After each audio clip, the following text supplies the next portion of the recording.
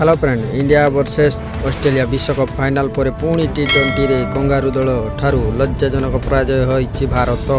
Australia सह खेला जाइथिबा टी20 series रे कंगारू दल गतकाली भारत को 5 विकेट रे हराइछि। एहा सह सीरीज को वर्तमान 2.1 स्थिति रे पहुंचाइछि। वर्तमान सुधा भारत 2टी मैच जीतिथिबा बेले गतकाली मैच भारत हाथरू छड़ाई नैथिला कंगारू दल। भारत पक्षर ऋतुराज गायकवाड़ 52 बॉल रे शतक को पिक्का पकई देइथिला। मैक्सवेल को 447 बॉल शतक भारतर 223 विजय लक्ष्य को शेष बॉल रे छक्का मारी मैच हाते नैथिला ऑस्ट्रेलिया।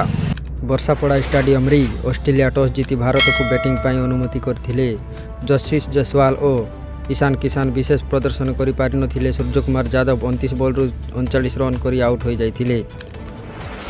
ऋतुराज गायकवाड़ शेष 10 ओवर रे धुआंधार बैटिंग करी भारत को क्रमागत तृतीय मैच 200 अतिक्रम करथिले। तिलक वर्मा को साथी करी गायकवाड़ अथुट चतुर्थ विकेट पाई मात्र 9.4 ओवर रे 121 रन जोड़िबा सबुठारु उल्लेखनीय थिला।